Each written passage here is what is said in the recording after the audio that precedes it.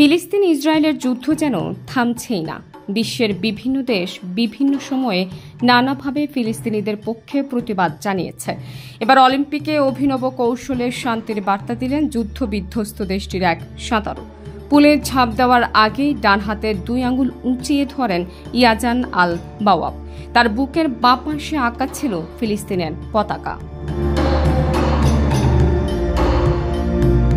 Paris Olympic ছেলেদের 100 metre ব্যাকস্ট্রোকের প্রথম হিটে পুলে নামেন আল বাওয়াব। 58.26 সেকেন্ডের রেস শেষ করে হিটে তৃতীয় হন তিনি।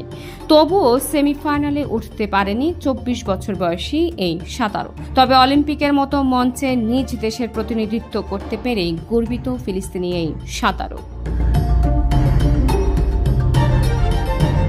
আল বাওয়াব বলেন, ফ্রান্স ফিলিস্তিনকে স্বীকৃতি দেয়নি, তবুও বুকে পতাকা এঁকে এখানে এসেছে কেবল ফিলিস্তিনিদের জন্য সময় ও একটি লেন পেয়ে। নিজের পতাকা উড়াতে পেরে আমি খুবই খুশি।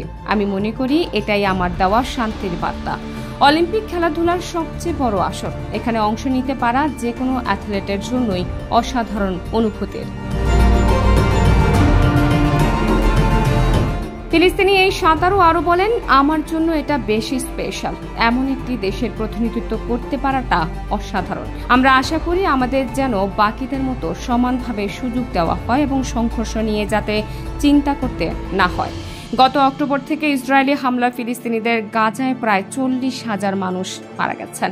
আল বাওয়াব অবশ্য ফিলিস্তিনিদের বসবাস করেন না, তবে নিজ দেশের ব্যাপারে খোঁজ রাখেন নিয়মিত। আল বাওয়াবের জন্ম সৌদি আরবে, এরপর পড়াশোনা করেন কানাডা ও ব্রিটেনে। তার বাবা রাশাদ, যিনি নিজেও সাঁতারু হওয়ার স্বপ্ন দেখেছেন কিন্তু কখনো তা হতে পারেননি।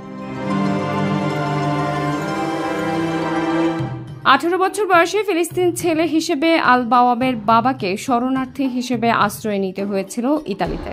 এরপর উন্নত জীবনের আশায় পাড়ি জমান দুবাইয়ে।